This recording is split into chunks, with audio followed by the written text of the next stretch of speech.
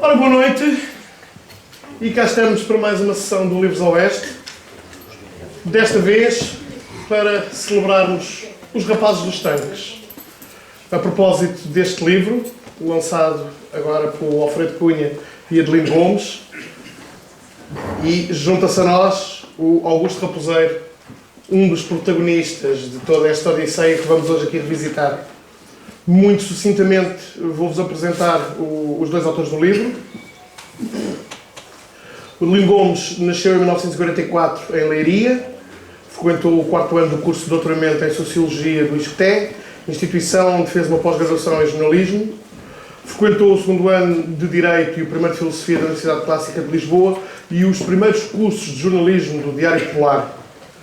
O curso de jornalismo do Sindicato Nacional dos Jornalistas e o curso de jornalismo radiofónico. Ministrou numerosos cursos de formação profissional de rádio, lecionou em diversas universidades, trabalhou no Rádio Clube Português, Rádio Renascença, na secção portuguesa da Deutsche Welle e na RTP, de que foi diretor de informação, e na RTP.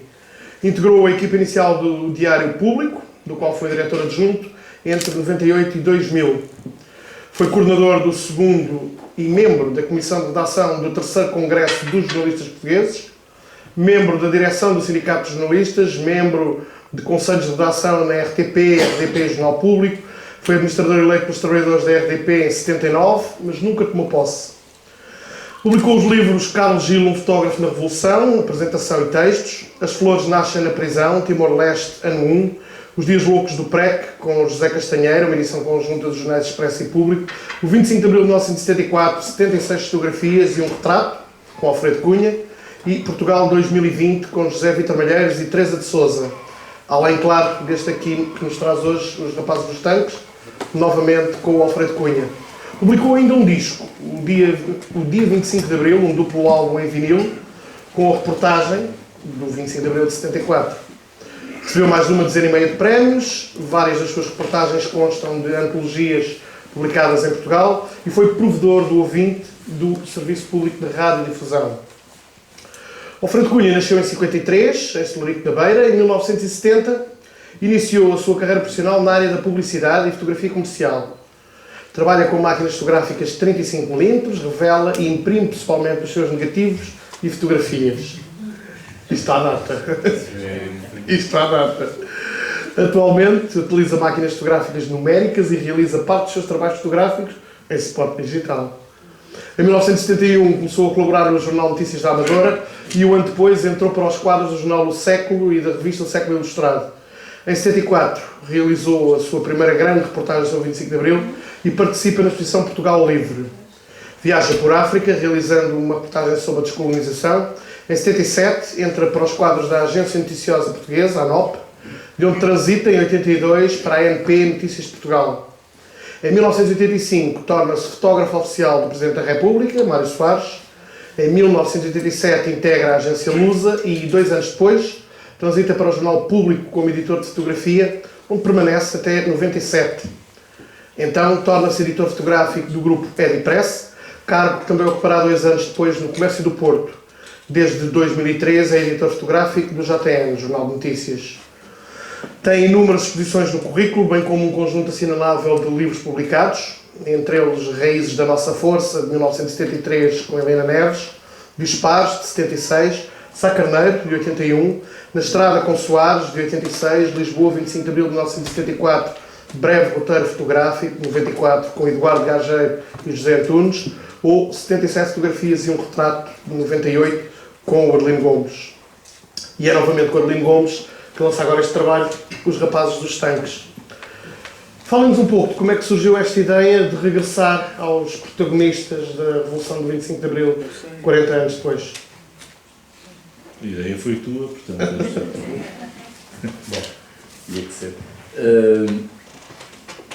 Isto é uma ideia que não podíamos deixar de aproveitar os 40 anos, não é?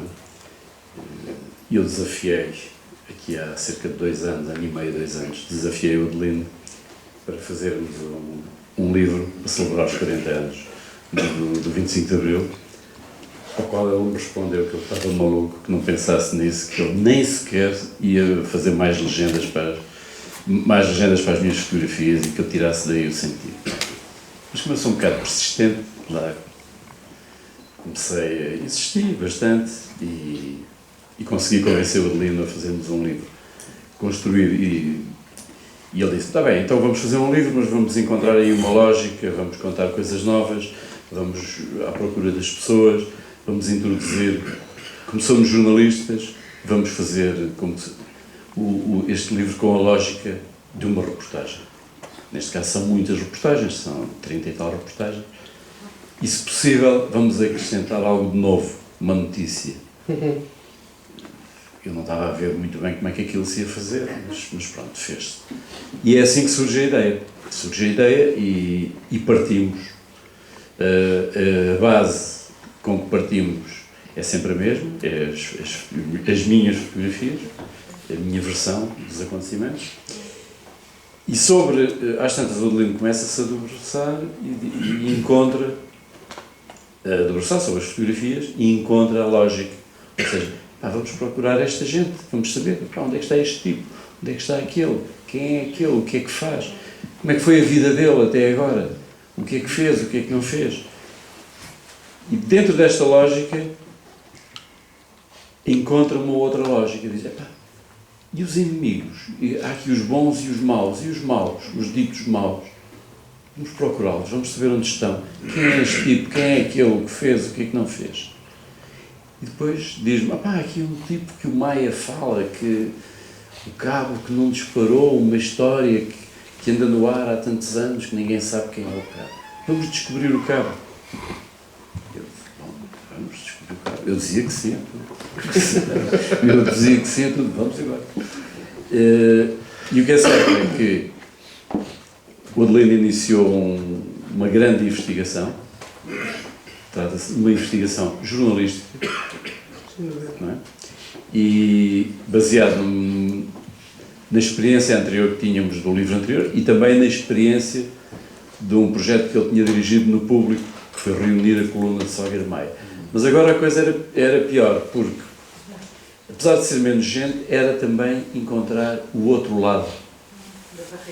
O outro lado. Os homens de Cavalaria 7. E é isso, ao encontrarmos o outro lado, é aí que nós também encontramos a lógica do livro, porque ao encontrarmos o outro lado verificamos que não havia outro lado, que aquilo que houve foi uma adesão e percebemos outra coisa que é a lógica. A lógica que as coisas têm quando há um comandante, quando há um herói. E o lado de Santarém tinha um herói. E o outro lado, embora tivesse muitas munições, muita força, o poderio militar, está aqui um ex-militar, está aqui aliás um dos rapazes dos tanques, que depois eu vou contar uma história muito engraçada acerca dele. O outro lado, embora tivesse as munições, a força, os tanques propriamente ditos estavam do outro lado. Não tinha uma coisa, que era o Maia, que era o grande catalisador daqueles homens, que havia homens de toda a espécie, de gente do povo, o Richiardi, sei lá, netos do Câmara Pereira, Carmonas, netos do Carmona, Sousa Mendes, estão lá uma quantidade enorme de famílias, Maias de Loureiro. E vai tudo atrás do Maia. E o Maia congrega aquela gente e é aquela força, é de facto aquela força que bom. E é aí que nós construímos a lógica, o livro, pronto, tínhamos aquelas fotografias, em princípio eu tinha aquelas ideias megalómanas dos fotógrafos, vamos fazer um grande livro com muitas fotografias e umas legendas ecas do Adelino, mas depois aquilo virou, não é? Virou e já não foi assim. Fomos procurar as pessoas contaram as suas histórias, encontramos uma lógica para as fotografias da segunda parte do livro, uma lógica para os retratos, situar as pessoas, enfim, fizemos é aquilo que eu chamo uma reportagem gigante. Nós somos repórteres e construímos o livro da maneira que sabemos, que é a fazer repostar. Eu vou-me já calar e vou só contar uma história acerca aqui do raposeiro. A primeira fotografia do livro, a primeira fotografia da ação do livro, é uma fotografia muito bonita que estão os soldados a olhar para mim. No lado esquerdo dessa fotografia, não é essa. A primeira da ação. Depois da introdução. Depois da introdução, claro. Ele quer falar desta. Esta fotografia, o último da esquerda, é o raposeiro. É este senhor. E esta fotografia tem uma particularidade. Foi a primeira fotografia que eu fiz no dia 25 de Abril à ação militar.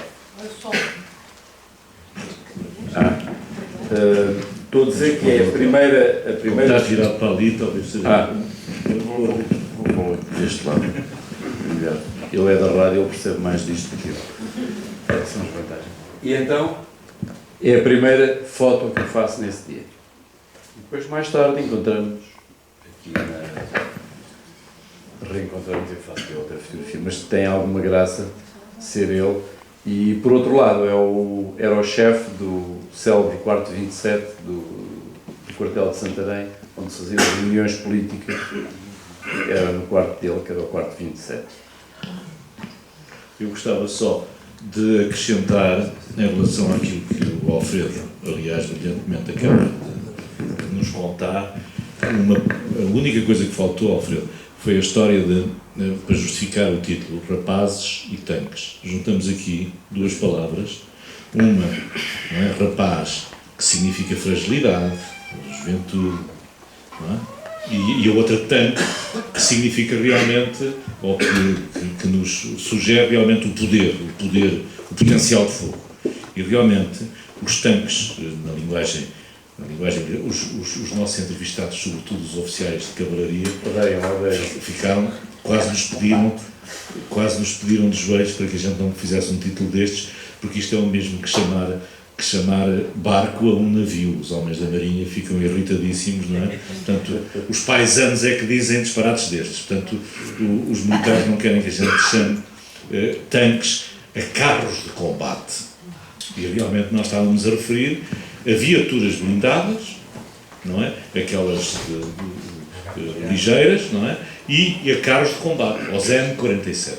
E, na verdade, naquele confronto que houve na manhã, nós estamos a cingir-nos toda esta revisitação que nós fazemos ao local da história do 25 de Abril é apenas a dois lugares. Nós fazemos uma espécie de zoom sobre o Terreiro do Paço, por um lado, e depois sobre o Carmo. E, portanto, no Terreiro do Paço, de manhã, realmente passa-se alguma coisa que foi decisivo para o resultado final. E que é sucessivos confrontos ou enfrentamentos entre a coluna revoltosa, que tinha chegado de Santarém, e em que se integrava o Augusto Raposeiro, e as unidades que as autoridades governamentais conseguiram regimentar, é mesmo o termo, para enfrentarem os revoltosos. E há três sucessivas colunas que avançam sobre a coluna revoltosa. A primeira chega minutos depois, eles aliás dizem, o comandante dessa coluna diz que foi praticamente ao mesmo tempo, segundos depois, mas enfim, minutos depois, chega ao Terreiro do Paço, minutos depois da coluna de Santarém. Essa primeira, em poucos minutos, passa-se para o lado de Salgueiro Maio. A segunda já era comandada por um alferes miliciano. A segunda... Vou só esta intervenção. É porque o comandante desta primeira coluna que o Adelino está a falar era o Tazídio Silva, na altura alferes, e tinha sido meu aluno, só podia deixar bem o professor. Depois há uma segunda coluna que já vem comandada por um tenente-coronel, que de resto era segundo comandante do Regimento de Cavalaria 7. Essa coluna, o tenente-coronel recusa-se a passar para o outro lado, e é preso. E há uma terceira coluna, essa por volta de pouco depois das 9 da manhã, uma terceira coluna, essa que traz os célebres carros de combate M47. Esses M47, eram 4 M47, tinham, é aquele que está no... Está a ver? Estão a ver ali? Aqui o nosso Ferriol pode explicar. Ali é uma Chaimite. Aqui é uma Chaimite, a minha Chaimite, a Chaimite Bafatá, que era a Chaimite que dava apoio direto ao comandante Maia, não é? Portanto, eu estava coladinho ao Salgueiro Maia e coladinho a outra fonte de informação preciosa, que era o meu camarada Ilharco, que me dizia antecipadamente tudo o que se ia passar a seguir. Melhor dito, ele era o homem das transmissões e recebia as instruções diretas da pontinha e às vezes até me dava a ideia que vinha primeiro dizer-me a mim do que ia dizer ao Maia. Porque, enfim, a nossa camaradagem, já vos explico isso melhor, era fantástica e determinava essa... Quando aparecem estes 4 carros de combate, 2 progredindo do lado da Ribeira das Naus, portanto, do lado do Tejo, não é? E os outros 2 na paralela, que é a Rua da Alfândega, Rua do Arsenal, do Arsenal, que é esta. A Câmara de Lisboa está deste lado. Quando surgem estes 4 carros de combate, há uma perplexidade imediata do lado do comando da Força Revoltosa, por uma razão. O que estava previsto, o que o movimento dos capitães tinha combinado entre si e com os oficiais que estavam metidos no golpe, é que estes 4 carros de combate iam ser neutralizados por oficiais do movimento clandestino e, quando recebessem ordens, se recebessem ordens para avançar sobre a Força Revoltosa, iriam não no sentido do Terreiro do Paço, mas no sentido do Jamor, portanto, como se fossem para Cascais, e ficavam ali. Quando Salgueiro Maia e os seus tenentes, não é? e também o capitão Tavares de Almeida veem aquilo, ficam absolutamente perplexos. Porque, mesmo apesar de Salgueiro Maia ter já partes das 2 forças que vieram contra ele, portanto, ter naquele momento mais potencial de fogo do que aquele como tinha saído os carros de combate se disparassem, as coisas poderiam. E daqui a pouco o Augusto Raposeiro vai nos explicar isso.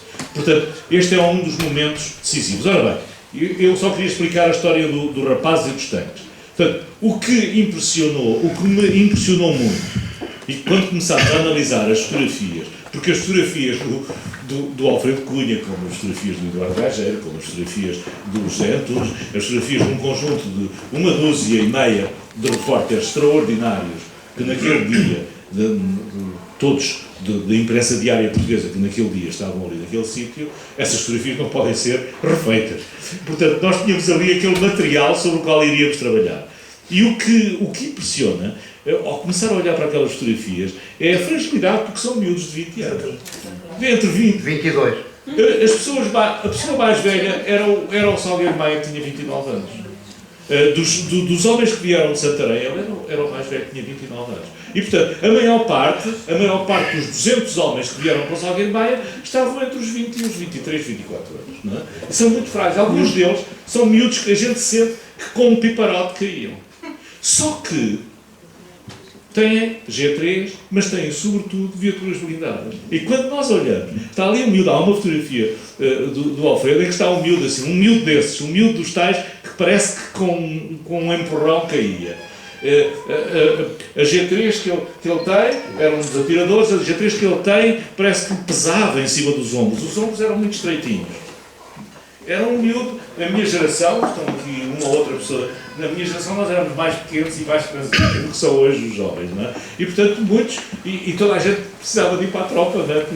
Porque a guerra exigia praticamente toda a gente. E portanto havia ali muitos miúdos assim. Só que havia uma coisa, e as fotografias mostram isso. Mostram a fragilidade, mostram os rapazes, os miúdos, e mostram as viaturas, quer dizer, a potência de fogo que o simples espremir num gatilho, ainda por cima eletrónico, faria com que a sua fragilidade se transformasse em poder, e era um poder destrutivo extraordinário. E, portanto, O título Rapazes dos Tanques tem, no fundo, pretende dar essa coisa que eu julgo que nos ultrapassou até nas melhores expectativas, porque eu julgo que os nossos leitores, as pessoas por aí, perceberam que nós estamos a falar já não dos oficiais, já não dos senhores da palavra, já não destas pessoas que ao longo dos 40 anos, eu estou a falar contra mim próprio, passei 39 anos a entrevistar oficiais, não é? Um dia, e depois calmo, mas já agora, um dia, quando a tal coluna dos 240 magníficos, como nós chamamos, nós juntámos os 240 homens do Maia e vieram todos a Lisboa e fizemos um número especial do público sobre isso, uma revista, e depois quando estávamos lá a almoçar, há um oficial que me diz assim: você sabe uma coisa, você quando foi entrevistar o Salgueiro Maia, 4 ou 5 dias depois do 25 de Abril, lá a Santarém, eu fiquei muito mal impressionado consigo, porque o Maia recebeu, rodeado de todos os oficiais que foram na coluna para Lisboa, e você todo o tempo só tinha olhos para o Maia.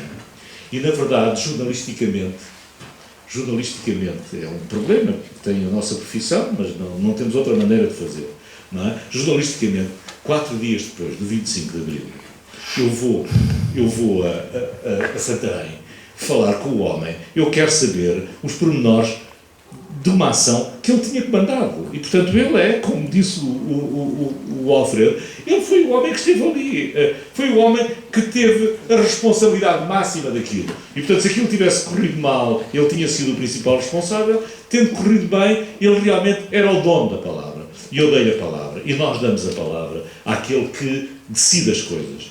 Ora bem, 30 anos depois de 25 de Abril era a altura de juntarmos todos. Mas 40 anos depois de 25 de Abril, como disse o Alfredo, nós achámos, vamos juntar também os tais maus, vamos juntar os outros, mas sobretudo vamos dar a palavra não apenas aos oficiais, não apenas a um ou outro oficial miliciano, não apenas a um ou outro furiel, vamos também falar com os soldados, vamos também falar com os condutores. E portanto, há aí, o livro promete isso, promete, olha, são rapazes, são as pessoas como todos nós, paisanos, aqueles que não vão ter um discurso politicamente correto, nem militarmente correto, que vão dizer até muitas incorreções. E por isso temos aqui um rapaz, um desses rapazes, e é ele que eu proponho que pegue na palavra e nos diga alguma coisa sobre, pelo menos, essa coluna em que se integrou e, sobretudo, aqueles tais momentos preparatórios, porque há sempre aquela dúvida, mas afinal eles sabiam ao que é que iam. O livro diz aí umas coisas sobre isso, que não sei se tu estás de acordo ou não, Augusto, mas portanto, então faz. Olá. Isto é assim, eles já falaram, portanto, a primeira força do David e Silva, a segunda força do Ferrando Almeida, a terceira força comandada pelo Brigadeiro Junqueira Reis, e seguido, infelizmente, por alguns oficiais de cavalaria que nesse dia se portaram muito mal. E eu vou ser politicamente incorreto nisto tudo, mas vou dizer a verdade. Houve muita gente que falhou nesse dia.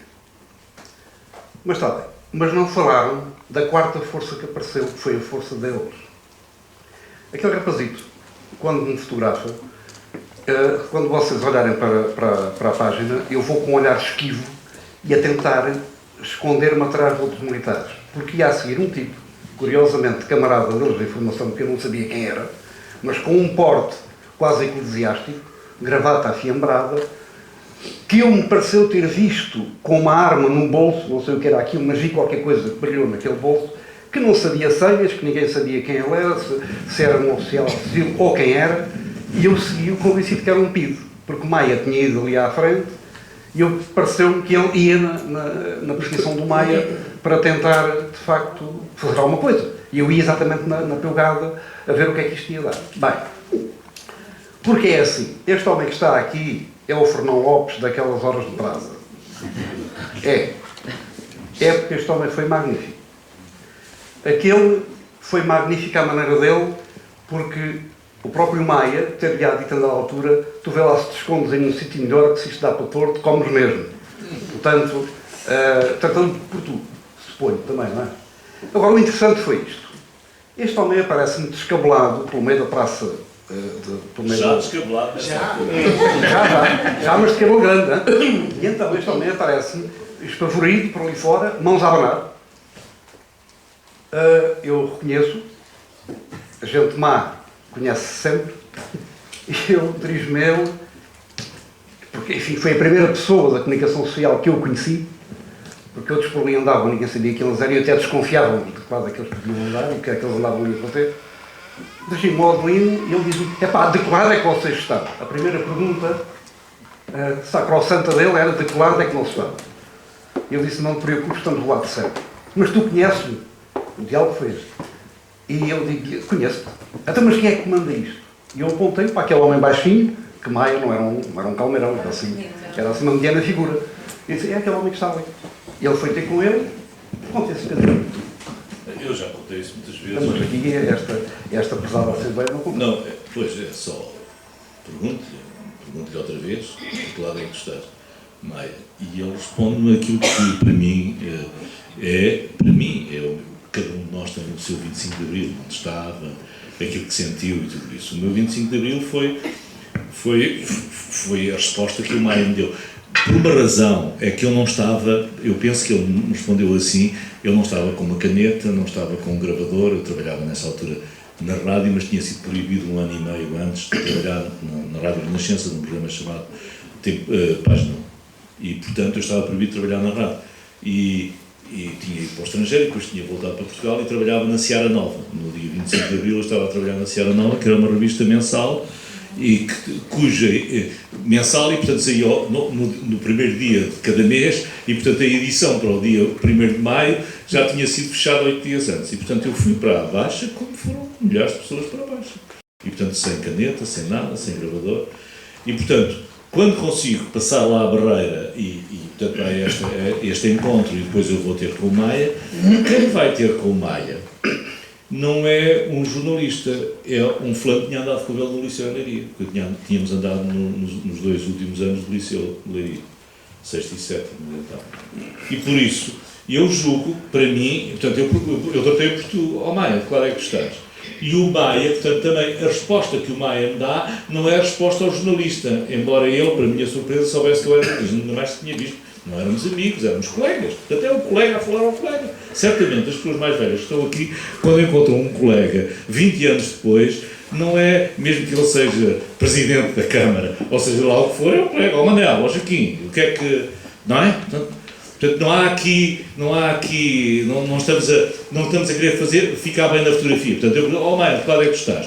E ele responde, e é esse o meu 25 de Abril, responde desta forma. Tu não tiveste um problema qualquer, tiveste que ir para o estrangeiro. Eu disse, sim.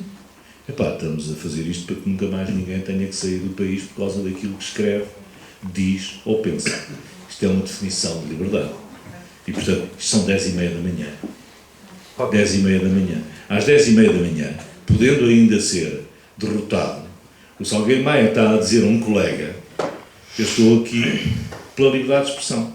Provavelmente, pode-se agora dizer, eu tenho pena, pode ser. Imagina que eu tinha ido para medicina e ele sabia que eu estava em medicina. Se calhar ele até podia dizer, estamos aqui, ninguém mais esteja das bichas dos hospitais, não sei. Agora, a verdade é esta, ele disse-me isto a mim. E aí eu disse assim, Maia, lá cá um abraço. E portanto, a partir daí, eu ainda sei, eu não tinha, se eu escrevesse alguma coisa para a Seara Nova, só ia sair no dia 1 de junho. Portanto, não tinha interesse nenhum, eu andava ali sem nada para escrever, e então eu passo a ser uma espécie de go-between com os fotógrafos e os poucos jornalistas da escrita que estavam lá. E por isso eu passo a dizer, quando eles, por exemplo, se vão embora para o Largo do Carmo, sou eu que vou ter com o Maia e assim, os jornalistas precisam de uma viatura. E ele manda, chama lá, não sei se um Furriel, se um Alferes, e diz assim, Alferes, arranjei uma viatura para os jornalistas. E nós lá vamos, embedded na coluna de Salgueiro Maia. Portanto, é só neste sentido, Augusto... Mas há uma altura em que não resistes a pedir para fazer um bocadinho de reportagem. Não, pois é uma expressão linda. Está bem, mas aí, é uns minutos depois, quando a coluna avança, vêm uns tipos a correr com um gravador. Atenção, não estamos em tempo, não há, ao contrário daquilo que muita gente diz, e mesmo se escreve, não houve nenhuma reportagem em direto do 25 de Abril. De resto, não houve nenhuma reportagem em direto também do 11 de março de 1975. Foi tudo em diferido. E, portanto, no dia 25 de abril de 1974, havia uma equipa do Limite, o programa que pôs no ar o Grande da Vila Morena. Houve uma equipa de 2 pessoas que foi para a Baixa e andavam lá com um gravador. E quando a coluna destes homens começou a arrancar, eles vieram a correr e eu até os ajudei a subir para a nossa viatura. E aí eles fizeram uma entrevista, porque era o Paulo Coelho, que ainda é um homem que está aí no jornalismo, ainda escrito, ainda agora lançou um livro, e o repórter Paulo Coelho faz, temos aqui um fulano tal que não trabalhou na Rádio Renascença, diz assim qualquer coisa e tal, o que é que você acha disto tudo e tal. E eu lá disse aquilo, portanto fui entrevistado. E depois eles desligaram o gravador, coisa que fez. E depois, daí a pouco, voltaram a ligar. E eu fui assim, fui um descarado, e disse assim, epá, vocês não se importavam também de eu fazer um bocadinho de reportagem? E eles foram tão generosos, que agarraram no microfone, já estava lá. E deram um microfone. E eu não fui nada generoso, devo dizer. Fui atacado daquilo de uma doença infantil do jornalismo que se chama microfagia, do jornalismo radiofónico. Comer microfone, nunca mais largar o microfone, ficar só comigo. Por isso é que a gente, quando na televisão e na rádio, uma das lições que a gente dá às pessoas que começam a trabalhar, diz, nunca dês o microfone ao entrevistado. Você reparar, ele passou uma palavra, eu nunca mais me calei. Portanto, é preciso, quer dizer, o dono da palavra não dá o microfone a ninguém. E eu comecei a fazer reportagem, por isso é que tive a felicidade de fazer reportagem pela generosidade do Paulo Coelho e do Pedro Laranjeira. Deixem-me só convidar-vos então a regressarmos no tempo. Não, peraí. 2 minutos. Eu gostava que passassem novamente as fotografias. Já vamos passar, Alfredo, já vamos passar e depois eu, aliás, vou pedir para vocês comentarem, mas... Nuno.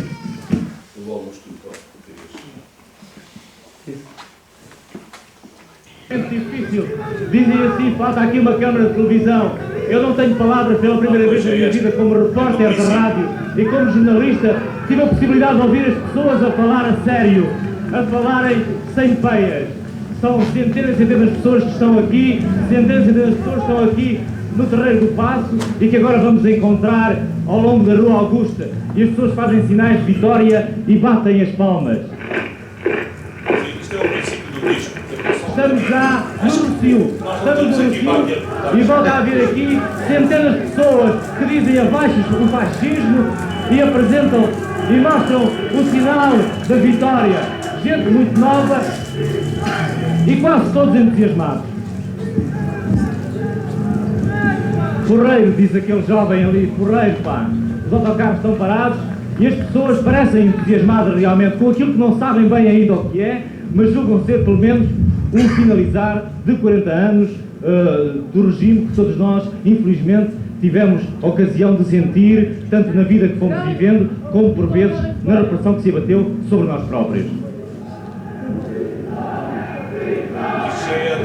Isso é da Rua do Carro.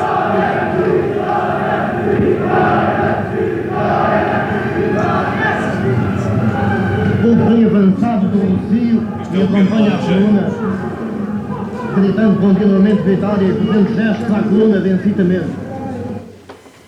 Obrigado. Muito bem, foi só um pequeno acordo. Eu gostava só de que passassem. Este é o bocado do 25 de Abril que eu não fotografei, porque eu, entretanto, como havia digital, eu tinha que ir revelar. Estava na Baixa, tinha que ir a correr ao século, revelava, porque o século ia fazendo edições sucessivas e, como tal, há muitas partes. Mas eu gostava de vos chamar a atenção e gostava que vocês reparassem na luz e nos capacetes. Não... Se nos puderem contextualizando o que é que vamos ver... Isto é na Praça do Município, de manhã, bem cedo, ainda no momento... Aqui, nesta altura, foi uma altura que houve tiros, em que foram disparados tiros da outra coluna. Da coluna de cavalaria. Tiros de lá para cá. Lá para cá. Reparem sempre na luz. Nós nunca reagimos ao fogo de Cavalaria 7. Nunca reagimos ao fogo do ministro quando se refugia para o Ministério da Marinha e do torreão do Ministério da Marinha há 2 rajadas de metralhadora para cima de uma concentração onde nós estávamos à volta de Maia. Portanto, nós fomos agredidos também pela Marinha. Nós fomos agredidos por aquele senhor Louçã, pai do Louçã, que há algum tempo atrás, ainda há dias estive na televisão e eles confirmaram isto, disse: eu não mandei abrir fogo porque olhei para aquelas caminhonetas e aquilo estava cheio de miúdos. Portanto, eu não ia abrir fogo sobre miúdos. Mentira, que ele mandou abrir fogo e, felizmente, o imediato da fragata não disparou. Ele e o sargento mais velho de bordo boicotaram a ordem de fogo do Almirante Louçã. Hoje Almirante Louçã, já retirado. Mas, se me permitirem, quando for possível, eu quero remontar isto tudo ao 16 de março das Caldas. Porque a justiça histórica também é esta. Nós, em Santarém, a nossa unidade, nomeadamente entre milicianos, alicerça-se muito a seguir ao 16 de março das Caldas. Porque nós fomos atacar as Caldas. Nós demorámos 6 horas a fazer um percurso pequenino entre Santarém e as Caldas e demorámos 3 horas a fazer um percurso grande entre Santarém e Lisboa. Portanto, a situação das Caldas foi uma situação horrível. Eu não fui às Caldas, mas camaradas meus que foram às Caldas, nomeadamente o teu conterrâneo Pedrosa de Oliveira, eles inventaram furos em viaturas que tinham pneus de alvéolos de azoto para fazer demorar a coluna o mais tempo possível, para não irem, digamos, interferir no cerco das Caldas, para ficarem de fora. Infelizmente conseguiram chegar lá. Infelizmente iam comandados por um homem que era... Bom, enfim, era um oficial do antigo regime. Acabou. Não vale a pena estarmos a caracterizá-lo mais. Contudo, a cena das Caldas, que o Diário de Notícias, de então, no dia seguinte, disse isto. Lindo. A coluna das Caldas, a coluna insurreta das Caldas, passou por Santarém, não tendo colhido apoio, seguiu para Lisboa. Mentira. Foram direitinhos do quartel das Caldas para Lisboa. Mas, enfim, não havia capacidade para se filtrar este tipo de mentiras na altura e hoje também, às vezes, algumas escapam, muitas, não é? Bom, enfim, o que é que eu digo? Digo que o facto de Santarém, de algum modo, ter ficado um bocado mais colado ao regime, deu vantagem para o quê? A maior parte das viaturas que hão de ver no livro, quem tiver aí nas imagens por aí, eram dádivas de guerra da Segunda Guerra Mundial e da Guerra da Argélia. Portanto, aquilo tudo caía de podre. Aquilo, na nossa mão de milicianos, era uma maravilha. Semanas de campo em que tivesse muita chuva, ninguém ia para o campo porque a gente avariava aquilo tudo, ou quase tudo, não é? Não convinha muito irmos apanhar uma constipação para o campo, não é? Nem nós, nem os instrumentos ou os cadetes. Bom, contudo, a seguir aos 16 de março das Caldas, os soldados começaram a ser catequizados, digamos assim, no sentido de isto agora parou a brincadeira, isto agora é tudo para andar, vamos pegar no material todo que se consiga arranjar, e conseguiu-se arranjar muito mais material porque o governo do Caetano ficou convencido que Santarém era uma unidade que se podia dar tudo, mas cuidado, não se deixem enganar, eles não eram parvos de todo. E alguns oficiais da Brigada do Reumático eram muito espertos, a ponto de quase desarmarem Santarém. Sabem para onde é que foi a maior parte das granadas dos anos 47 de Santarém, das Panhares de Santarém? Foi para Santa Margarida, reforçar Santa Margarida. Portanto, Santarém, de algum modo, se a nível mecânico as viaturas foram reabastecidas, a nível de poder de fogo, nós fomos diminuídos. E só não fomos mais diminuídos porque o Furriel Saraiva disse ao então Capitão Palma, já falecido em general, que eu vou esconder aqui umas coisas e a culpa é minha. Fui eu que me esqueci, se houver asneira, eu sou o culpado. Furriel Saraiva, que tinha, e ele era um dos do 4º e 7, tínhamos a chave do paiol sempre, uma chave do paiol sempre, uma boa chave do paiol, sempre no nosso quarto, que só era entregue a gente da nossa confiança. Porque a seguir aos 16 de março, nomeadamente os Furriéis, querem ver o nome de alguns, eu vou-vos dizer. O menino, comecei por mim, o menino da Chaimite, que era eu, o Seninho, o Abafa a Costela, o Porco-Pig, que era forte, o Porco-Pig, enfim, o Chaparro, o Pureza, enfim, esta unidade que se foi formando e reforçando entre nós, levou-nos a fazer o seguinte, a seguir aos 16 de março. Tenho a pessoa que nunca disse isto. Falar com os comandantes de esquadrão todos e dizer-lhe o seguinte: quando vocês precisam, daqueles que nós tínhamos confiança, estavam bem identificados, daqueles que merecem a nossa confiança, vamos dizer o seguinte: quando vocês precisarem, nós estamos do vosso lado. Se perguntarem o que é que vocês sabem que a gente não saiba, é o que a BBC nos diz. Qual BBC? Ouvia-se BBC, ouvia-se Rádio Argel, ouvia-se Rádio Moscou, ouvia-se tudo dentro daquele quartel, graças a Deus. Mas no quarto 27 e em áreas muito confinadas e com vigilância à porta.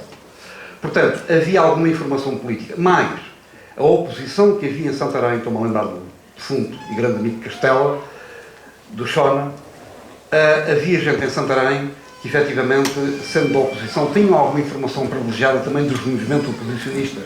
E nós também batíamos à porta desses. Nós tínhamos reuniões dentro do quartel, tínhamos reuniões em casa de um conterrâneo aqui do Adelino, e, portanto, íamos reforçando a nossa unidade e a nossa cooperação. Contudo, mesmo assim, na madrugada das senhas, enquanto nós, no corredor dos fogueiros, nos abraçávamos e ainda havia quem perguntasse também dos fogueiros: mas o que é que se passa, para onde é que vocês vão? Portanto, também no nosso seio havia cortes de atuação. E depois outra coisa que eu quero destacar: Maia vai ser aqui muito elogiado esta noite. Maia vai ser proposto para o panteão, pelo menos mentalmente qualquer um de nós percebe que Maia merece o panteão. Mais que muita gente, enfim, que politicamente decidiu que fosse para lá. Maia, que era um militarão, que eu, na própria entrevista, digo que havia coisas mesmo que eu não gostava nada, contudo, porque eu era antimilitarista de alta a baixo, fiz militarista porque comecei a aprender que um dia o fascismo havia de me ensinar a matar, mas eu também havia de tentar um dia dar cabo dele. Havia a aprender a ponto de um dia dar cabo dele. Mas digo eu, Maia não fez como no 11 de setembro de Pinochet. No 11 de setembro de Pinochet, quem não aderisse ao golpe de Pinochet era abatido à frente dos outros, na formatura das paradas militares.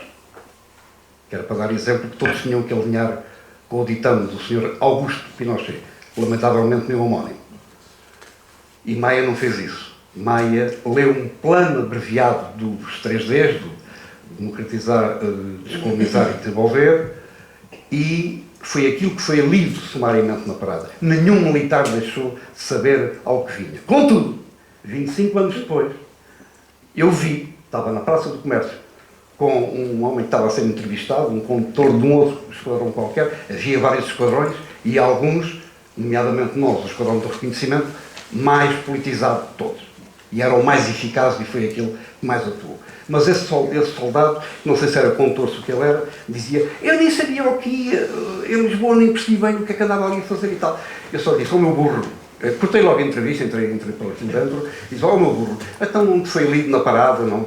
Pois, mas eu não percebi nada. Vejam este problema. Explicar a um militar de Bragança, por exemplo, daquelas aldeias mais recônditas, que um dia as coisas, e ele respondia-nos assim: mas aquilo é nosso. Nós portugueses descobrimos aquilo. Olha pá, aquilo é tão teu. Quando chegar à tua aldeia um tipo qualquer estranho e dizer-te assim: isto agora é meu, esta terra sou eu que eu vou trabalhar e vais ser tu que vais trabalhar para mim, segundo as minhas ordens e os meus ditames. Eles ficavam assim. E depois ainda te digo mais: tu és cristão, não és? Bom, eu sou católico e tal. És, então vamos ver. O que é que o Evangelho te diz sobre a questão da guerra e sobre a questão da paz? O que é que o Cristo diz sobre o teu irmão branco, preto ou de outra qualquer cor? Bom e tal. Não é bom e tal. É ou não é? Portanto, reparem que um golpe militar faz também isto. O militar, quando sai de um quartel para ir tomar uma causa, com uma arma na mão, com instrumentos de morte na mão, tem que saber ao que vai. E nós em Santarém esforçámos muito, muito. Um exemplo muito concreto, que já há bocado prometi a alguém que ia contá-lo. Um cabo, 3 e pouco da manhã, de me apanhar daquelas que têm a peça, portanto, daquela que tem bom poder de fogo, mas não suficiente para combater um M47, claro, chorava. E o Forreal Sebastião pergunta-lhe: estás a chorar porque estás com medo? E ele disse: bom, é que eu se calhar em 2 mato o meu pai. Matas o teu pai porquê? Porque o meu pai é piso. Ó meu filho da mãe, não foi assim que ele disse: tu andaste a trair-nos. Ele disse: não, a prova que não vos andei a trair é que eu vou com vocês na mesma. Este trabalho não foi de Salgueiro Maia. Foi nosso. Foi da malta miliciana do quartel. É preciso milicianos nos quartéis. Não é preciso os quartéis estarem cheios de soldados da fortuna como estão neste momento. Vão combater para todo lado, se vêm gabar para os concursos da televisão que mataram, que andaram a matar por aí. Isso a mim, humanamente, diz muito pouco. Eles ganham muito dinheiro. Sabem quanto é que ganhava um soldado na altura? Daqueles que andavam a tratar destas viaturas para as pôr a trabalhar, ganhavam 20 escudos por mês. Sabem que são 20 escudos? São 10 cêntimos. Só com uma tropa, de facto, absolutamente espezinhada, absolutamente humilde, absolutamente vilmente tratada, é que foi possível manter esta guerra colonial odiosa durante o tempo que ela se manteve nas várias frentes de combate. Era um povo atrasado, era um povo mal informado, mas era um povo dócil, demasiadamente dócil. E cheira-me que hoje estamos a voltar a ser dóceis mais outra vez. Bom, adiante. Vamos voltar há 40 anos atrás. O que eu ia sugerir então era que fizéssemos um périplo pelas imagens e que vocês fossem, se calhar, dando-nos alguma informação sobre o que é que estamos a ver, que é uma excelente porta de entrada. Vamos passando sem demorar muito. Isto é dentro da PID, na antecâmara do gabinete do Silva Paz. Isto também é no mesmo sítio. Estas duas fotos são muito curiosas porque há uma foto de Eduardo Gageiro que é quase o terceiro vértice destas duas, não é? Que é quando está o soldado a retirar o quadro da parede. Exato. Isto é a saída do Marcelo Caetano dentro do Chaimite, já no fim, é mesmo já a saída. Alfredo, deixa-me só aqui fazer um parênteses para dizer uma coisa. O primeiro dia que eu fui politicamente insultado, eu que estava a tentar ser mais um elo da cadeia da libertação deste povo, tive que deixar passar uma pequena brigada do MRPP, onde o Sr. José Manuel Brão Barbosa estava incorporado, a chamar-me social-fascista. E nós éramos uma força Chaimite, tinha 11 pessoas, portanto os militares comigo estávamos 8 ou 9, e eu deixei-os passar, porque eu hesitei em dar tiros para o ar ou de começar a coronhada àquela gente. Eu deixei-os passar, fui repreendido por isso neste mesmo dia, sabes por quem? Pelo Santos Silva. Não os deixaste passar. Quem é que não aqui aos tigres hoje? Portanto, o primeiro insulto que eu, no dia em que estou a ajudar a libertar este povo, é da comitiva do Sr. Brão Barroso, que me chama de social-fascista. Isto é do Carmo, do Largo do Carmo. Esta é apanhar, esta é apanhar que em dada altura está para fazer fogo pesado contra o quartel, porque nós fizemos, aí sim já fazíamos fogo contra o quartel, mas hoje contar no episódio. O fogo não foi fácil de mandar, a ordem de fogo da primeira rajada que se fez contra o quartel não foi fácil por parte de Salgueiro Maia cumpri-la. O Hotel disse várias vezes, e o Ilharco das transmissões disse-me, o Hotel quer que se faça imediatamente fogo contra o quartel e quer que seja esta tua viatura, a Chaimite, a fazê-lo. E efetivamente foi. Mas o Maia, em dada altura, começa a gracejar com o Hotel, isso foi perto e eu ouvi, disse isto: eu não vou partir vidros ao quartel porque os vidros estão caros. Bom, mal sabia eu outra curiosidade. Eu fui livreiro durante 12 anos a Mãe Martins. Isto aqui é na calçada do Sacramento, é um M47.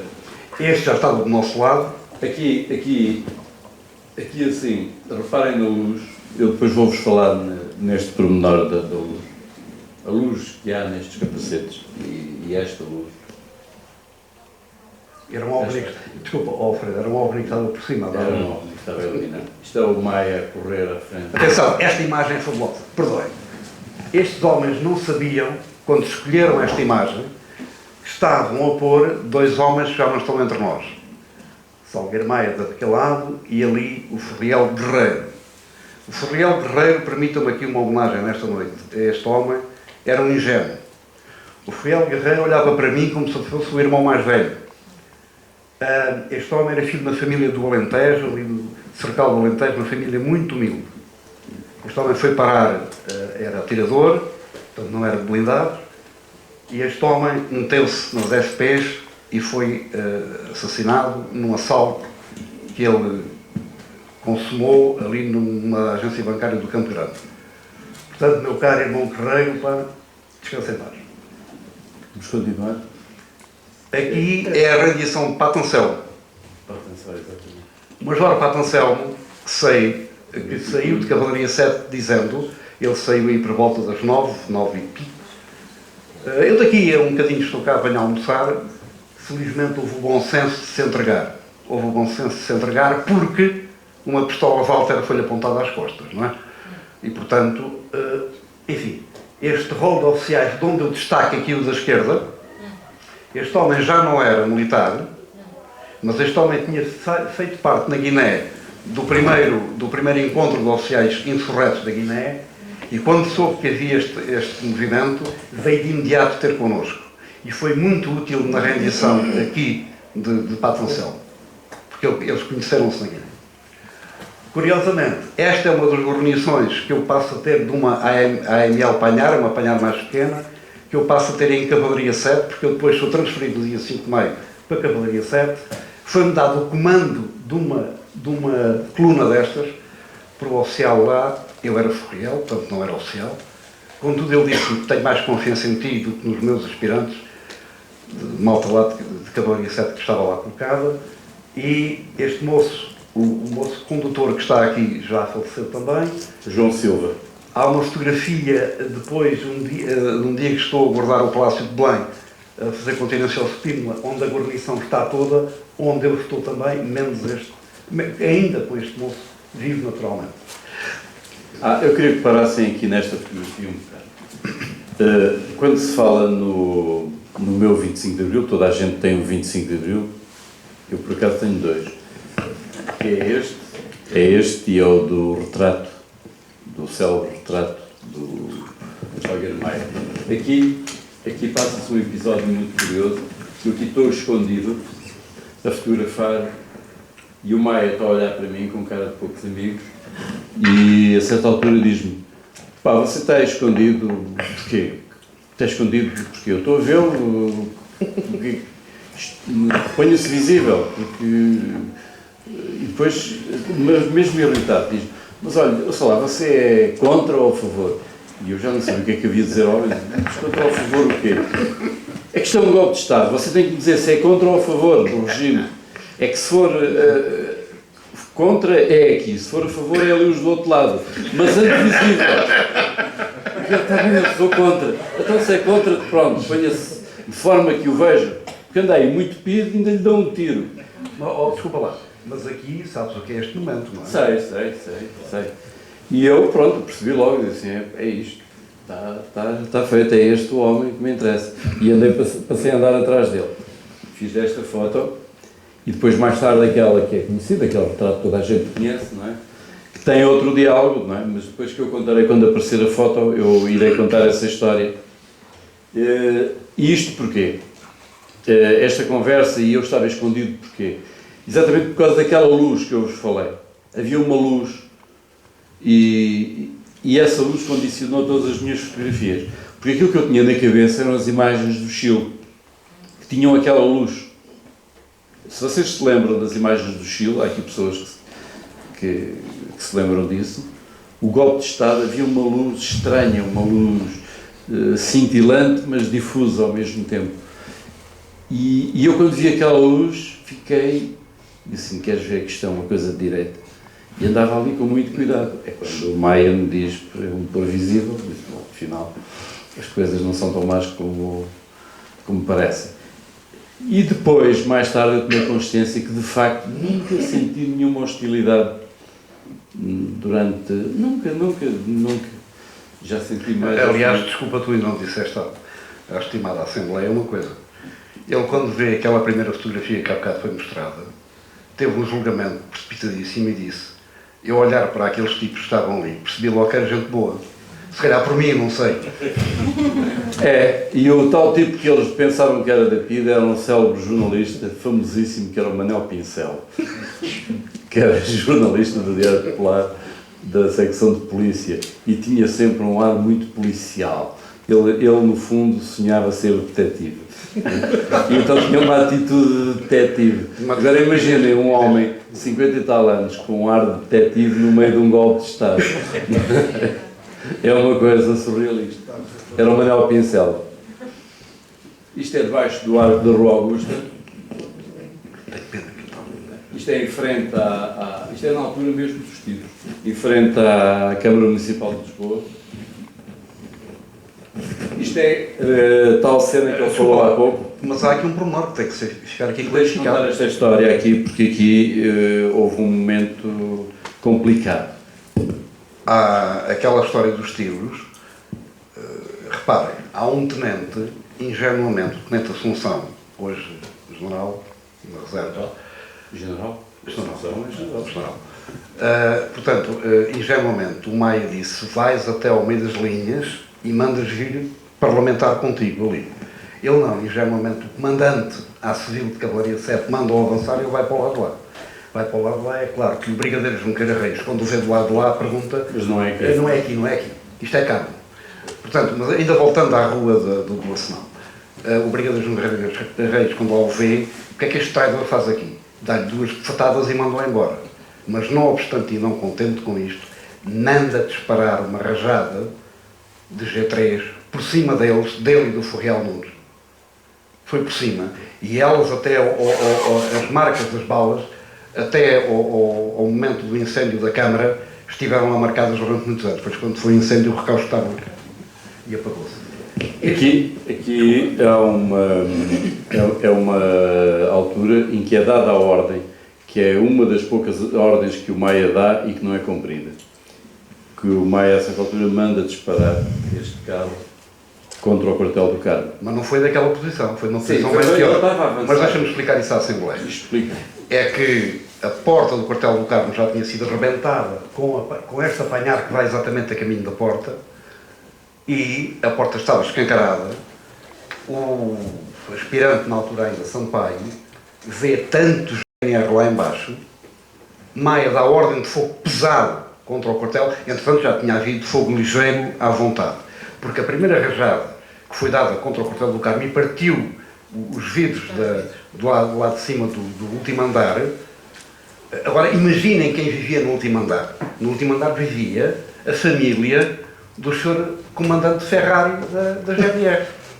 E, portanto, a senhora ficou alarmadíssima quando houve aqueles primeiros tiros que, curiosamente, eu, livreiro, eu, amante de livros, mal sabia eu, e a última ordem de fogo foi dada por mim, que os tiros foram varar livros que estavam numa estante lá em cima na sala do Sr. Comandante Ferrari. E, portanto, aliás, estes livros estão em exposição no Museu do Carmo, curiosamente. Portanto, eu, amante de livros desde pequenino, desde que me conheço, portanto, livreiro, apaixonado por livros, feri os meus filhotes de livros por uma boa causa, tenho que ter paciência. Agora, aqui, o momento foi muito dramático, porque, portanto, o hotel pressionou várias vezes Maia, que tinha que ser feito fogo pesado contra o Carmo, que eles tinham que entregar Marcelo Caetano, que se queria entregar, atenção. Marcelo Caetano queria parlamentar com Spínola. Os senhores oficiais superiores do Carmo é que não o entregavam, nomeadamente o almirante Tenreiro, que estava lá refugiado. O senhor almirante Tenreiro que dizia aos homens da GNR: granadas lá para baixo, para o largo. Felizmente, um tenente da GNR na altura, que eu nunca soube o nome, tu também não, disse sempre aos seus soldados: não há granadas lá para baixo nenhum. Portanto, esse homem foi outro herói daquele dia. Mas aqui Sampaio, quando vê aquela gente toda, e enfim, alguns anos depois, quando nós fomos conversando sobre isto, ele disse: epá, eu era incapaz de fazer fogo contra tantos GNR ali embaixo. Primeira questão humana. Segunda questão técnica e outra extremamente perigosa. Assim que Sampaio desse ordem de fogo com aquela peça que está ali, a fachada do edifício caía-lhe toda em cima da viatura e ele ficava morto debaixo daquilo tudo. Ele ia matar muita gente, mas o impacto da saída da granada dali, num espaço tão curto, se um dia visitarem o quartel do Carmo, aquilo é uma espécie de uma gruta, e o que é que ele mandou fazer? Mandou o cabo condutor disparar vamos ver se não é visto atrás de mim outra vez, uma metralhadora que está aqui embaixo, ali ao pé daqueles olhais de reboque, uma metralhadora que é uma metralhadora cega, que faz fogo assim. Ele mandou dar uma pequena rajada com aquilo e para os homens fugirem dali, pelo menos para não matar tanta gente. Neste meio tempo, aparece Feitor Pinto a correr, esbaforido, do lado do lado, sim, pronto, aquela da Trindade, a caminho do Carmo, a dizer que tinha ordens do General Spínola, no sentido de pararem com tudo, que ele ia receber o poder ao Carmo. poder das mãos de Marcelo Caetano. E, portanto, neste meio tempo, e vai a correr, espavorido assim que vê o Feitor Pinto, e o Feitor Pinto lhe transmite esta ideia, ele vai a correr e põe-se megafone de um lado, alto ao fogo, e a bater na viatura como se lá dentro disse alguma coisa. Mas Sampaio, felizmente, desobedeceu ali durante um bocadinho. E agora permitam-me esta brincadeira, que é sagrada, mas não é uma brincadeira. Deus às vezes é português e Nossa Senhora às vezes mora em Fátima. Senão, nenhum de nós estava aqui para vos contar esta história. Nenhum de nós, enfim, nós três. Estávamos todos lá no serviço. Porque, reparem, meter um esquadrão de reconhecimento com viaturas blindadas, com este poder de fogo, dentro de um espaço pouco maior que esta sala, ou maior que este conjunto de edifício, e com tanto povo lá dentro, felizmente, mas as coisas iam-se complicar muito. Portanto, Sampaio aí, nesse momento, para mim, é um segundo herói daquele dia. Isto é no Terreiro do Paço, outra vez, na esquadra quando eles tomam a esquadra do Terreiro do Paço. Aliás, aquela primeira fotografia há bocado foi quando, Isto são os rapazes. foi quando eles se foram entregar, quando a polícia se ia entregar ao comandante. Isto é o cabo, o célebre cabo apontador, a quem foi dada a ordem. Não, primeiro foi dado ao Alferes. Sim. O Alferes é preso com uma pistola apontada à cabeça pelo Sr. Brigadeiro Junqueira Reis. Não foi dado nenhum erro. Portanto, Souto Maior, com 2 T's, um nome e um Y, filho da altíssima burguesia nacional, desobedeceu porquê? Porque daquele lado estavam cavaleiros como ele, daquele lado estavam camaradas dele, daquele lado estavam ex-instrutores dele. Ora bem, agora temos aqui o tal retrato de Salgueiro Maia. É assim, esta fotografia tem uma história. Esta fotografia começa por ser uma fotografia rejeitada. No jornal onde eu trabalhava, o editor, não interessa agora, rejeitou a fotografia porque não se passava nada.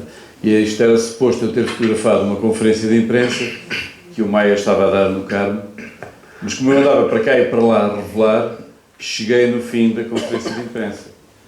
Estava-se toda a gente a afastar. Estava o Maia a olhar e ele percebeu que eu vinha esbaforido para o fotografar e esperou. Eu fotografei várias vezes, 2 ou 3 vezes. Ele disse, já está. E seguiu a vida dele. Eu chego ao jornal, apresento esta linda obra, quase que me batem.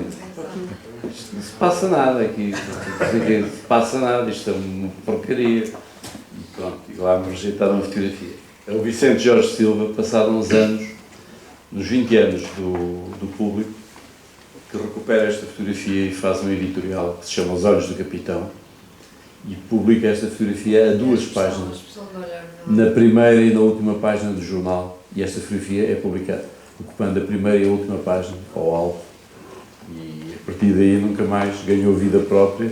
Eu vejo em todo lado. Há um episódio até acerca desta fotografia e de algumas que estão aqui.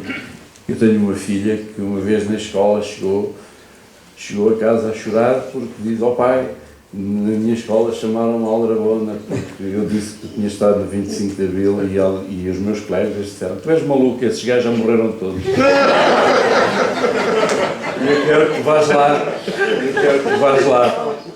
E eu lá fui. Não, olha lá, e deixa-me acrescentar outra coisa. E também fotogénica, a minha é bafafada. E então eu levei o livro e fiz a projeção e contei a história de 25 de Abril aos miúdos, não é, da escola, neste caso do colégio da minha filha, que é o Colégio Dom Diogo de Sousa, em Braga, e que foi e o que fez da miúda, a miúda durante algum tempo ficou a miúda mais popular da sala de aula. Porque eu te dizia, não, o meu pai esteve lá. Não teve nada, tu és mentiroso. Então, assim, esta fotografia tem-me dado muitas alegrias. Não é? Isto é em frente à Câmara, na altura do... Espera aí, deixa eu ver que não aparecer. Na altura, que é junto ao Banco de Portugal, que é do Carmo, quando eles vão fazer fogos contra o quartel. Não, aqui iam tomar a posição do elevador. Sim. Não, aqui é na altura do fogo. É. Na altura em que eles vão posicionar. Isso no elevador foi logo no início, que eles vão em fila. Eu também tenho essa foto, embora não esteja aí. aqui já tinha dito que era entre a PIB. Pronto. Há aqui uma que eu pensei que nós tínhamos, que é esta foto. Isso é indo ao banco. Isso é a tomada do banco. Mas este olhar do... Não sei se conseguem ver daí. A página... Já. Então, se calhar nós estávamos a falar e não li por ela. Este olhar do transeunte, olhar para os militares, é qualquer coisa... Isso, os militares estavam a fazer segurança ao banco, ao Banco Borges de Irmão. Porque ali a segurança era o Banco de Portugal, a Marconi, pelas comunicações Rádio Marconi. O olhar de curiosidade do que vai passar é uma coisa... Não, para mim, desculpa, para mim o olhar de curiosidade das vacas no cartaz também é muito interessante, sabem porquê? Porque nós, a seguir ao passarmos pela Estrada Antiga, no Cartacho, temos uma primeira avaria numa panhar destas grandes. E então paramos, todos ali, para tentar resolver aquilo que se resolveu de imediato, mas foi imediato ali de 5 minutos, e as vacas, entretanto, param de pastar e põem-se a olhar para aquilo, a perguntar o que é que esta gente anda aqui a fazer às 3 e tal da manhã, não é? Agora, há aqui uma fotografia gira e prova que a Bafatá estava com as torres.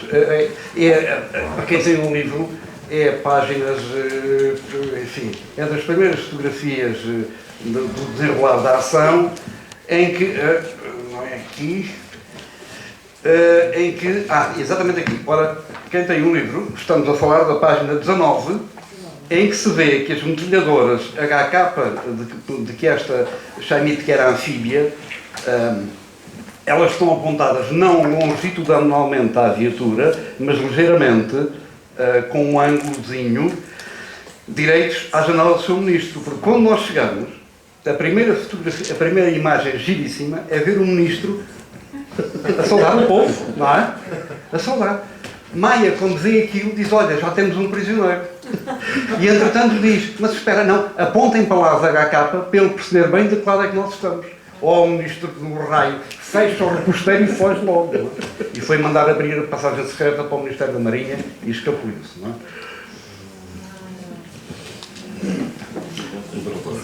Agora talvez fosse bom as pessoas fazerem perguntas. Exatamente. Nós Não acredito que ninguém tenha nenhuma pergunta. Há o risco de isto se transformar em mais uma história sobre o 25 de Abril, não é? Que é cada um a perguntar pelo seu. Eu registrei naquele bocadinho de entrevista do Adelino Gomes que afinal o Correio Pá já lá estava. Correio Pá. Eu não sabia que já lá estava. Correio. Ficámos a saber que o Zé Manuel Brão Barroso passou por lá. Portanto, pode haver aqui uma relação. Não vinha investigar. Mas há uma coisa que eu gostava de salientar agora, pelo menos brincadeira. A Luísa Tiago de Oliveira publicou há dias também, não sei se a concorrência real ou desleal, uma compilação em que há... Eu falei muito com ela também. E onde uma daquelas fotos que aparece na PID tem uma boa explicação, porque ela conta a libertação dos presos políticos, ela, coordena uma obra que conta a libertação dos presos políticos e o ataque à sede da PID. Eu tive o prazer de participar de uma apresentação pública em Terres na semana passada, que foi giríssima, e onde aconteceram coisas parecidas com o que estamos a ver aqui, que é, afinal, não estamos todos mortos, ainda há malta que se lembra do que é que aconteceu. E a Luísa chamava a atenção, sendo mais nova, chamava a atenção para a vantagem dela, enquanto historiadora, poder entrevistar os tipos que fizeram a história estando ainda vivos e poder colher deles a imagem que foi aqui dita há bocadinho, que às 10 da manhã, sem saber se ia ganhar, era preciso assumir. Claro. E as pessoas que tomam esta posição e ainda estão alcançáveis, quer dizer, nós podemos entrevistar, não podemos perceber como foi, e aquilo que vocês fizeram e falar com os que estavam do lado de lá, o lado vencido, costuma ser menos contado na história, não é?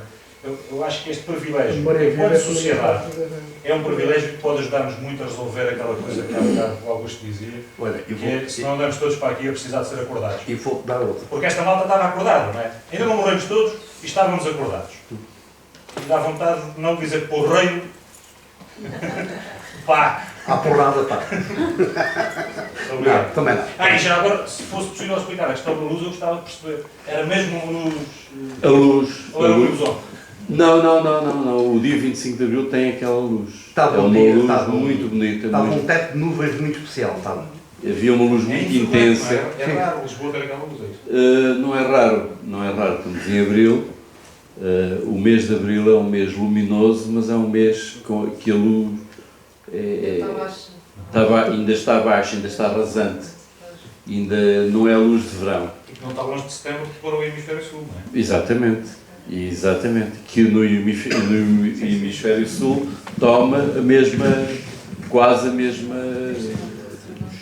ano. Olha, isto é assim, ali para sensivelmente meia hora, 3/4 de hora, depois de estarmos no Terreiro de Paço, passou um avião da Força Aérea, um avião de transporte de tropas, ao que soube 25 anos depois, desarmado pelos sargentos de Montijo, que eles não deixaram ir nenhuma arma para dentro do avião, mas sobrevoou-nos a uma altura considerável, uma altura como antiaérea, não ia lá com facilidade, e de facto a silhueta do avião, que era um avião cinzento escuro, que antigamente era dos aviões de largada de paraquedistas, era essa a cor normal, não sei caracterizar o aparelho, e realmente via-se muito bem o céu, lembro-me dessa imagem de facto que tu captas e que tu registras assim.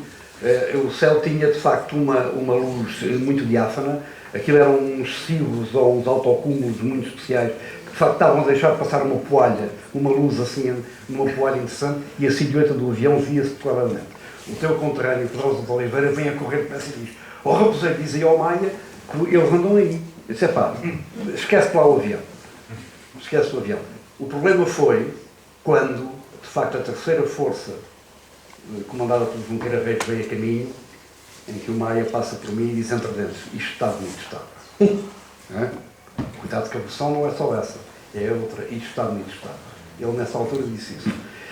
E outra altura também, quando o Gonçalves grita de apanhar dele ao Raposeiro, diz ao Maia que o brigadeiro saltou para cima do M47, eu repito aquilo e disse: "Olha, que o brigadeiro saltou lá para cima", e ele diz: "Eles não vão fazer fogo." E não fizeram. Uma resposta poética, mas é roubada à questão da luz, vem num livro extraordinário, que eu nunca deixo de falar quando falamos do nosso livro, que é o livro da Lídia Jorge, Os Memoráveis. É um livro que eu aconselho toda a gente a ler. Para mim é o melhor livro destes 40 anos do 25 de Abril. E então ela diz lá, a certa altura, como se tivesse ouvido essa pergunta e como se estivesse a responder ao Alfredo: "Mas esta luz, o que é esta luz?" E põe na boca, imagina, aquilo é um conjunto de personagens, 5 ou 6 personagens, e uma delas é explicitamente o antigo embaixador dos Estados Unidos em Portugal, Franco Carlucci. E então ele diz, a certa altura, que às vezes, por vezes, uma força benéfica voa sobre a terra, sobre as trevas tenebrosas, e como um relâmpago faz a mudança desejada. Quer dizer, ela diz isto de uma forma mais bonita, eu agora não sei repetir, mas na verdade há qualquer coisa naquele dia, quando nós vemos todas as histórias de toda a gente. E estas são 32 histórias neste livro, mas nós, como sabem, há 5.000 homens que naquela madrugada saíram pelas estradas de Portugal, de Barcelos até Lagos, não é? Até à Foia. Há 5.000 homens que vêm que vêm pôr em causa o seu futuro, não é? Que não sabem se quando regressarem não serão presos, não é? Ou não serão. Ora bem, e na verdade nesse dia cada um tem uma história. E há histórias, e mesmo só ali em Lisboa e neste espaço, nesta área, cada um tem uma história. Mas na verdade, quando nós pensamos no 25 de Abril e pensamos naquilo que nesta alegoria do relâmpago que ilumina as tenebrosas trevas, não é? De 48 anos, eu penso que há aí muito de verdade, porque aquele 25 de Abril é, por um lado, alguma coisa que foi, ao longo do tempo, no fundo é a 30ª tentativa de golpe de Estado que houve contra o Estado Novo, não esqueçamos, quer dizer, não é uma coisa, no fundo há 48 anos que andava a ser ensaiado, não é? Todos os outros falharam, os 29 antes falharam, portanto há ali muito trabalho acumulado, há muito conhecimento acumulado, e não apenas de militares, como sabem, também de civis, Portanto, mas depois quando vemos isto tudo, parece às vezes parece surrealista. Nessa reportagem que eu fiz, eu falo muitas vezes, isto parece surrealista, porque realmente a essa altura, por exemplo, no Largo do Carmo, as pessoas já impacientes começam a gritar: está na hora, como num espetáculo, está na hora, está na hora. Quer dizer, há qualquer coisa às vezes de inacreditável, mas é um inacreditável, outras vezes de, por exemplo, isso, como é que no fundo o resultado daquilo esteve também nas mãos de um cabo apontador cujo nome nunca ninguém soube durante 39 anos. Como é que... Portanto, há aqui uma sucessão de pequenos acontecimentos que parece o resultado das tais forças benéficas, mas que nós sabemos que foi o resultado de um conjunto de vontades, de heroicidades, também de vilanias às vezes, não é? E, portanto, tudo isso deu como resultado a tal madrugada do dia inicial inteiro e limpo. Eu gostava até de... Esta frase depois acaba com a Lídia Jorge a dizer: e assim Portugal torna-se na noiva que todos de repente queriam. Que o mundo... Era o mundo inteiro. Que o mundo inteiro quer. Ou seja,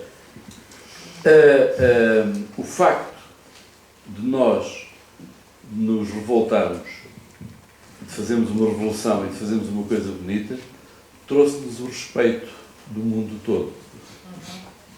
E eu não resisto a fazer eu já sei que o Adelino vai criticar, mas pronto, eu não resisto a fazer um paralelo com a situação atual, em que estamos numa situação em que nos agachamos sempre, estamos a agachar, e ninguém nos respeita, ninguém quer saber de nós.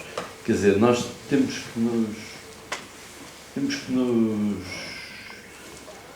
que readquirir essa postura que nós tivemos na altura, não é?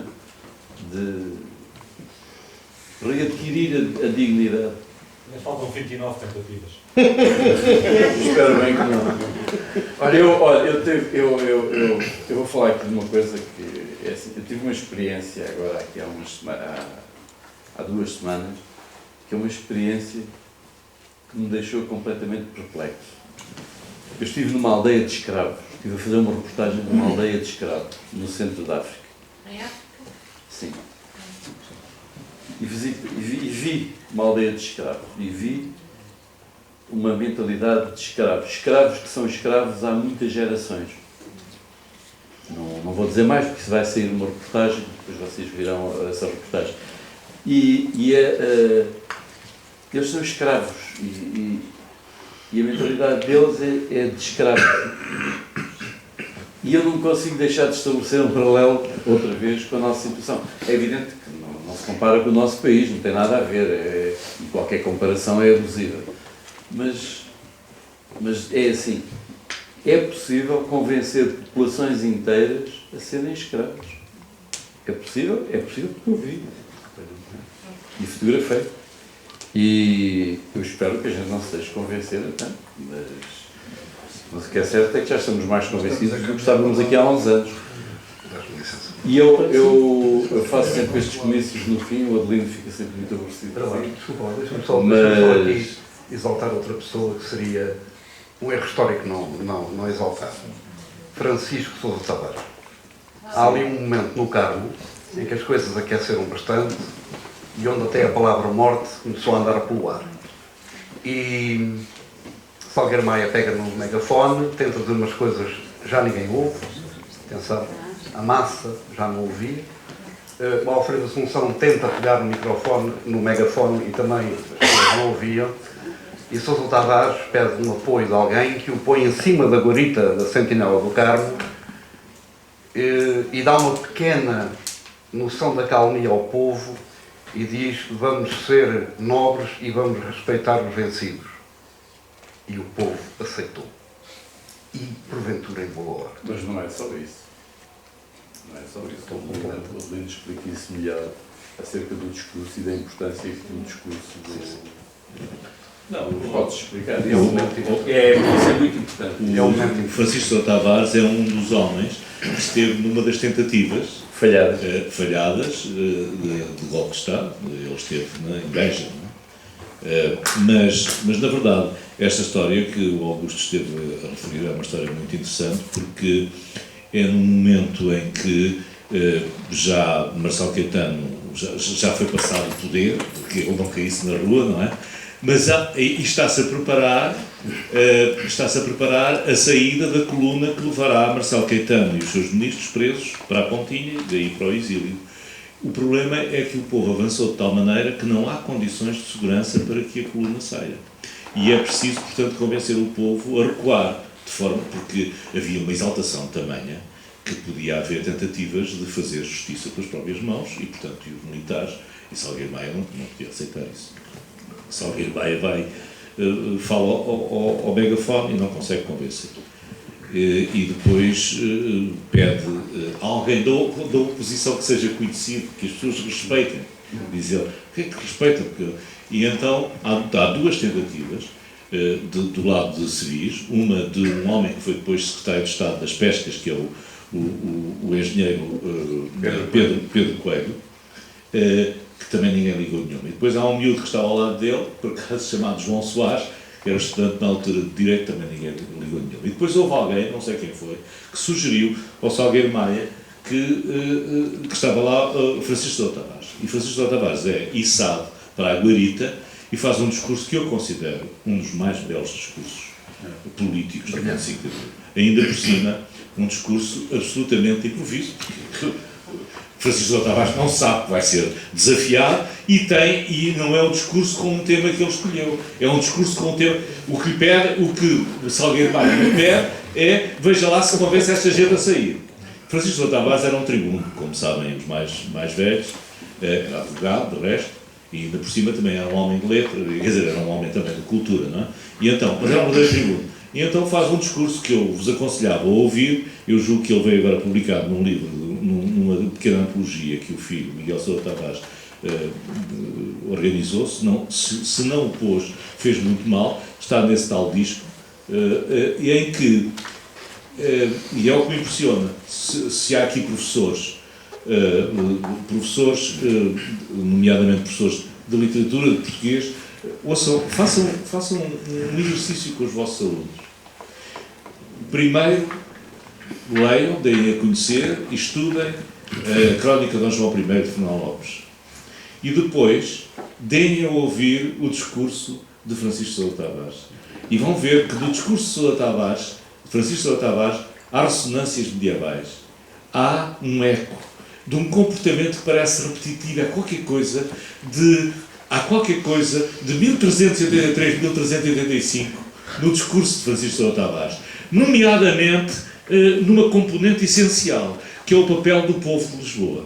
Como sabem, em 1383, 1385, logo quando os homens vão pela cidade a dizer acorram ao passo que querem matar o mestre, não é? O povo vem, os tanoeiros, aquela gente toda vem e tal, e há sempre um diálogo.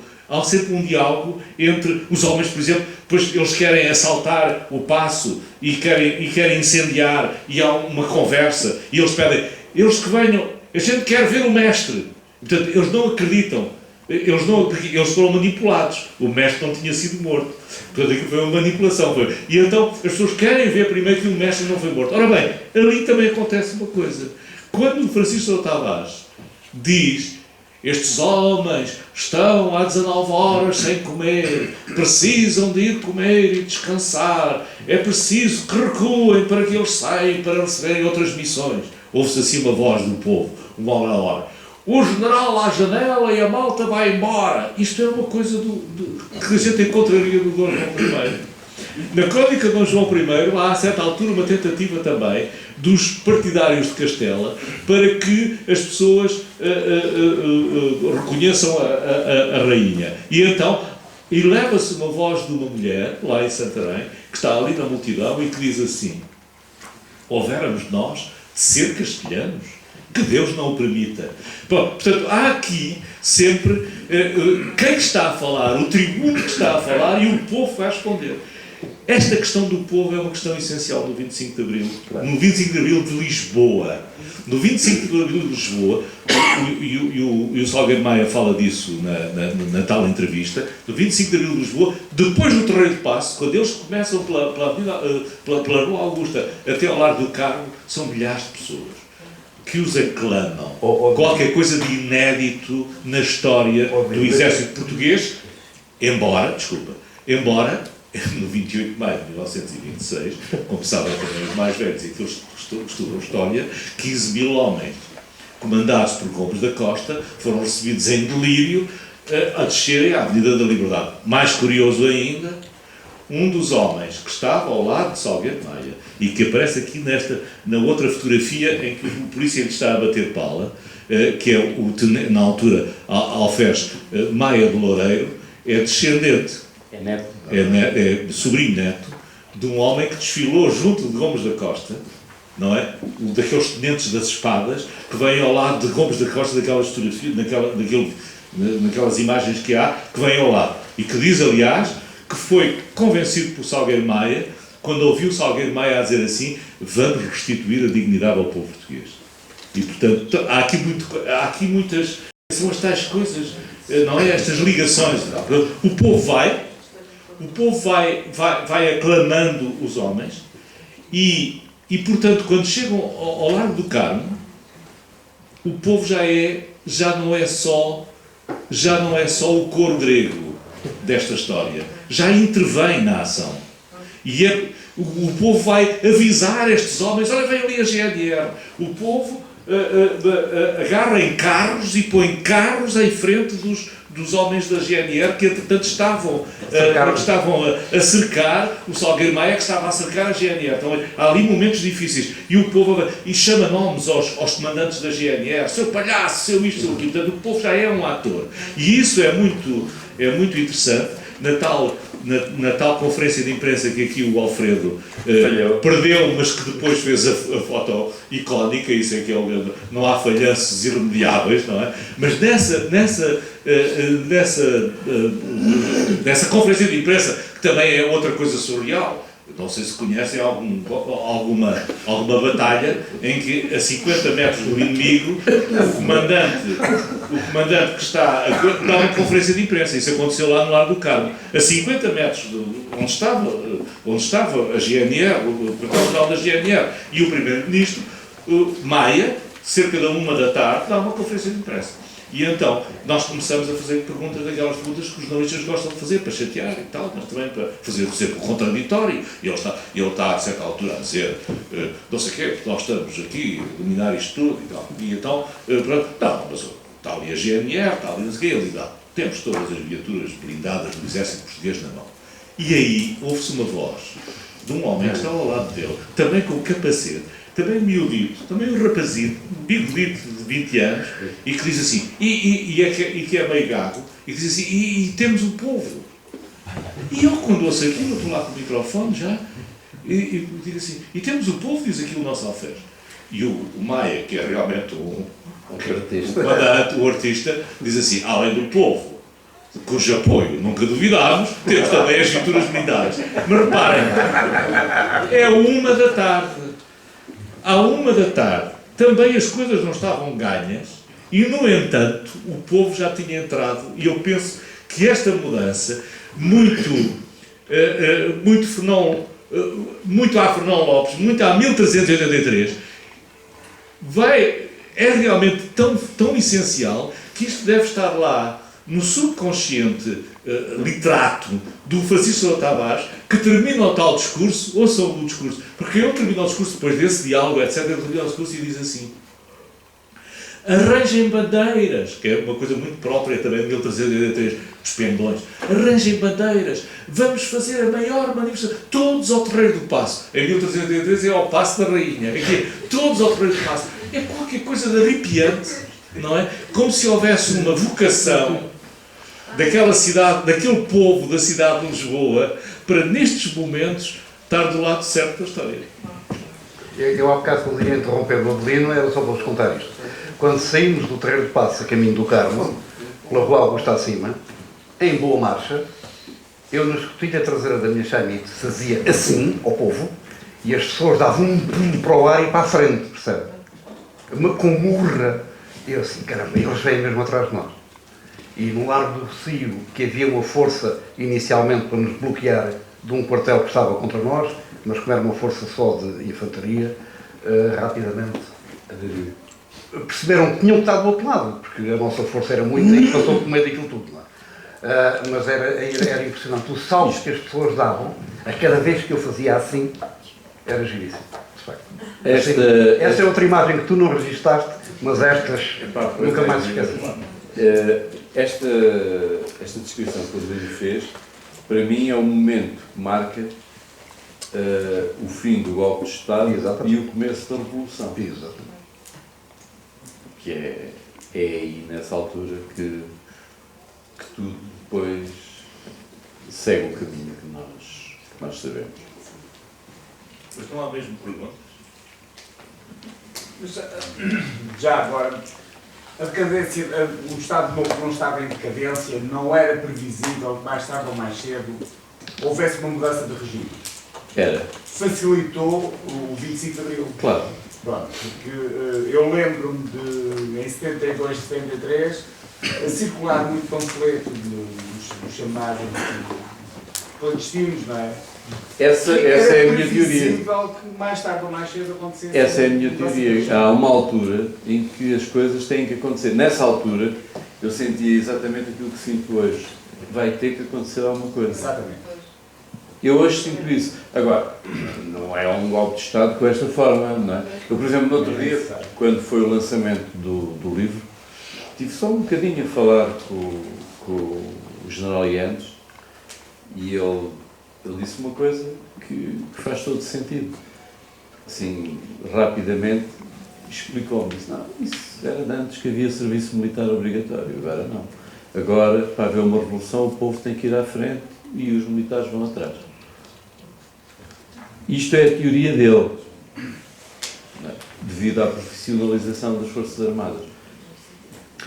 Mas que tem que acontecer alguma coisa, tem. Aliás, vamos fazer a revolução, o Tribunal. Se vai ser o povo que vai ter que fazer isso, estamos bem. Qualquer coisa de bom que se fez em Portugal foi sempre o povo que fez.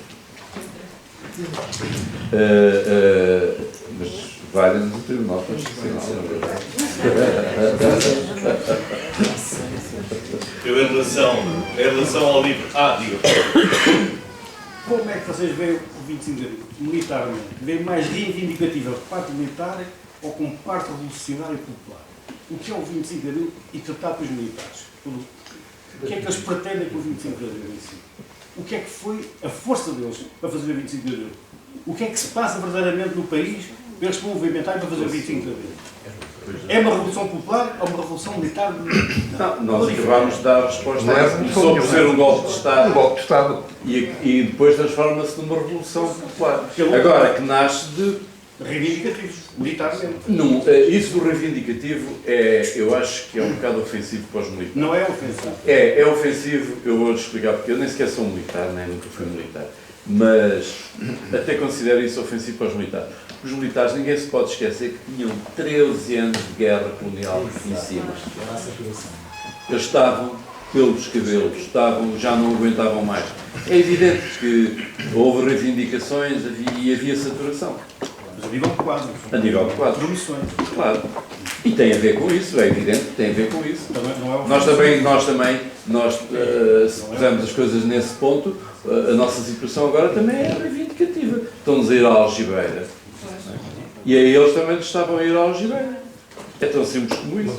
E além disso estavam-nos obrigados a ir a uma guerra que eles não queriam. Alfredo, deixa-me colocar uma coisa para responder ao senhor Mário Gonçalves. Mário. Mário, isto é assim. Efetivamente começou a haver cansaço de comissão sobre comissão, ainda que os galões lá em cima também pudessem estar a saber muito bem, ainda que houvesse a luta intestina entre os puros e os menos puros dos oficiais.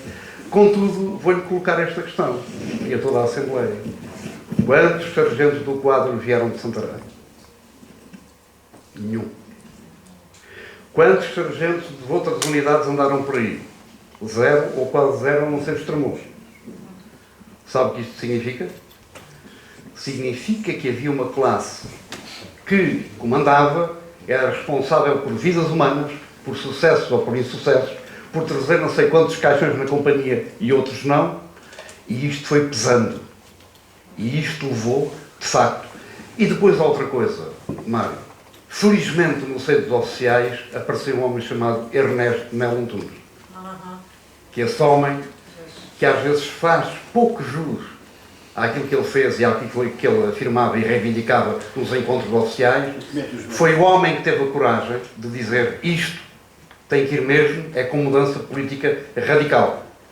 E esse homem, depois tanta pressão fez e tão respeitado era, que lhe deram, de facto, a feitura do programa do Movimento para a Mão.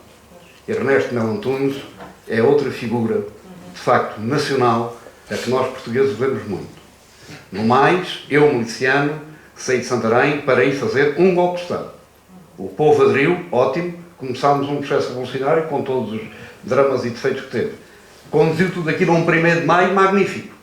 Aquele 1º de Maio foi a nossa obra coletiva de povo. Maravilhoso. Que nunca mais se repetiu. Um 1º de Maio assim. Onde a Alameda, Almirante Reis, tudo aquilo por ali acima, se encheu até ao Estado Universitário. E até a Alameda e tudo aquilo. Portanto, nós estamos a precisar de voltar a esse 1º de Maio. Uau. Só que agora não há militares. Há militares. Pois o problema é esse. O problema é esse.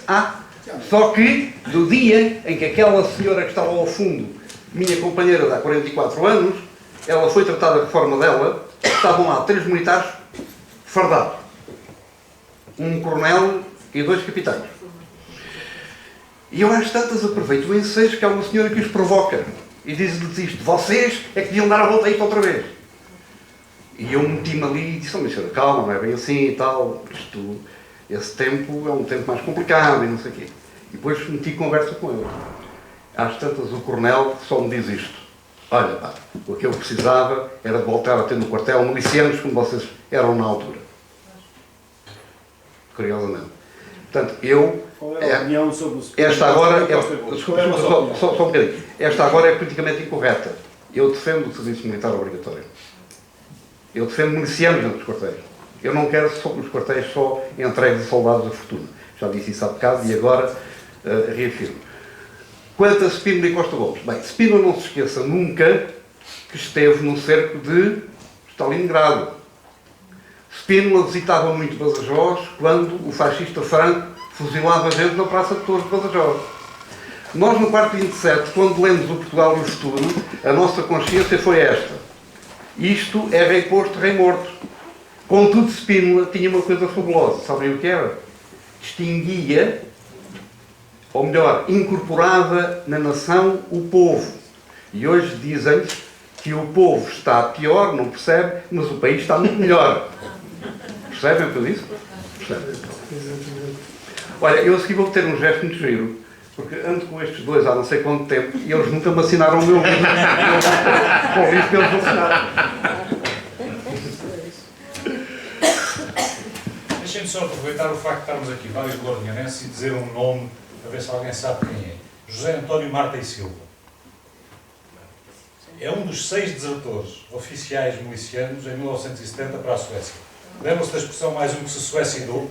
Boa. Era a malta que passava. Um era lourinhanense. Já agora por isso... E eu vim aprender isto com o Cardeiro, agora na efeméride, quando disse que aqui no Lourinhã, o 25 de Abril e tal, tinha sido muito giro. O 1º de Maio tinha sido mobilizado para o dia 5 de Maio, para depois fazermos a manifestação, vocês lembram, não é? O 1º de Maio foi andar a fazer caravanas para as aldeias a dizer no próximo domingo é que isto vai ser e tal. Portanto, isto aqui acontece sempre um bocadinho atrás, não é? E já agora só... Uma pessoa que viu um gajo no disse: pá, mas um dos camaradas desertores era de lá. Só um segundo muito breve para um grande momento que eu vivi na escola prática. Aliás, eu vivi vários, mas deixa-me só contar este. Desculpem lá, é só um segundo, perdoa. Eu estava no Conselho Administrativo justamente porque não conseguia fazer trabalhar soldados a ganhar 20 escudos por mês. Houve uma vaga no Conselho Administrativo e eu fui para o Conselho Administrativo. Tanto mais que eu sou incorporado na coluna já com a autorização do Maia, fui a última pessoa que ele deixou entrar para a coluna. Bom, e aparece-me lá o oficial de prevenção, aspirante na altura, anda cá a recolher.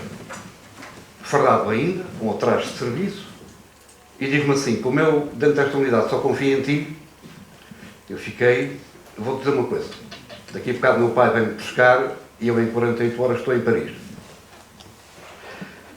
Este momento para mim é uma coisa dramática porque é sintoma, filho de um alto industrial ali da Marinha Grande, não digo o nome, como calculam, mas este momento é dramático porque primeiro é uma prova indiscutível de confiança.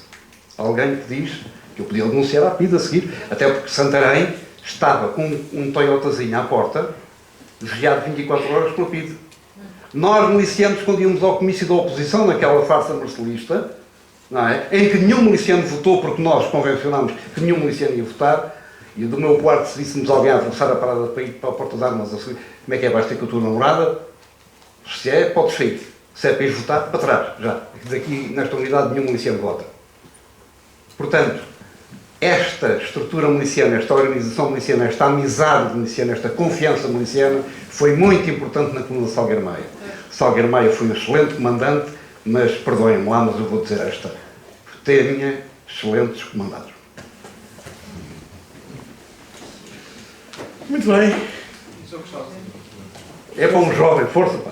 Eu gostava de agradecer aos protagonistas do 25 de Abril, nos proporcionaram e também à organização de nos ter proporcionado este encontro. E de facto, nestes 40 anos, perguntou-se muitas vezes aos militares o que foi viver o 25 de Abril, mas aos jornalistas nunca se perguntou como é que foi viver ao longo destes 40 anos com um dia tão especial como o 25 de Abril. Como é que lidaram com esse dia excepcional ao longo da carreira e se tem algum outro dia que se possa comparar com o 25 de Abril, imagino que é talvez a independência de Timor ou qualquer outro dia excepcional.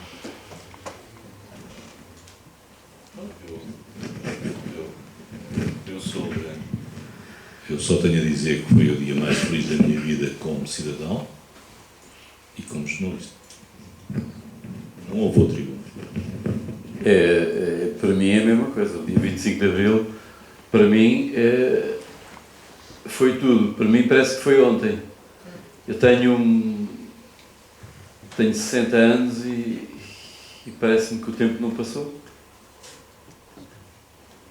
E ainda hoje, quer dizer, às vezes acordo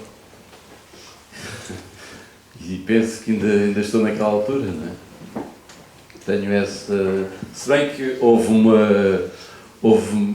foi o dia mais feliz da minha vida, foi a reportagem que marcou a minha vida toda, para a minha carreira, inclusive.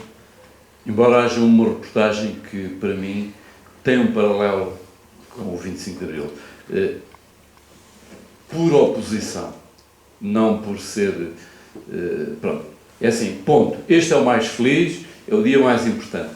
Mas há uma reportagem aqui que eu não posso deixar de citar, que é a descolonização. Eu fotografei várias independências e vocês não imaginam o que é estar um miúdo, eu tinha 20 anos, vi isto com 20 anos, um miúdo que está num estádio, em Moçambique, e vê descer a bandeira nacional e vê subir a bandeira de Moçambique. E depois, nesse momento, sem mudar de sítio, mudamos de país. Que é uma coisa estranhíssima, ainda hoje. E isso marcou-me também, marcou-me imenso. Por outro lado, porque me trouxe muita angústia e porque eu percebi que estava perante uma tragédia. Ia começar uma tragédia. Eu percebi isso nesse momento. E tive o cuidado de fotografar a descolonização por causa disso. Agora, o 25 de Abril é tudo, não é? Para mim é tudo. Descolonização, que me permitam sempre dizer isto.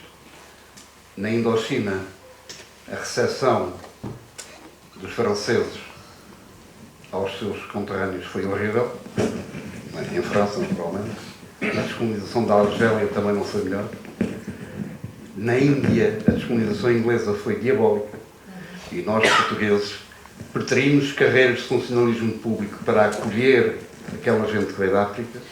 Nós, portugueses, demos dos nossos melhores hotéis, felizmente, e era só o que faltava que não tivéssemos dado, para receber tanta gente que vinha desgraçada de lá. No fim de contas, não há descolonizações exemplares, mas a nossa Margarita não foi, porventura, a pior de todas.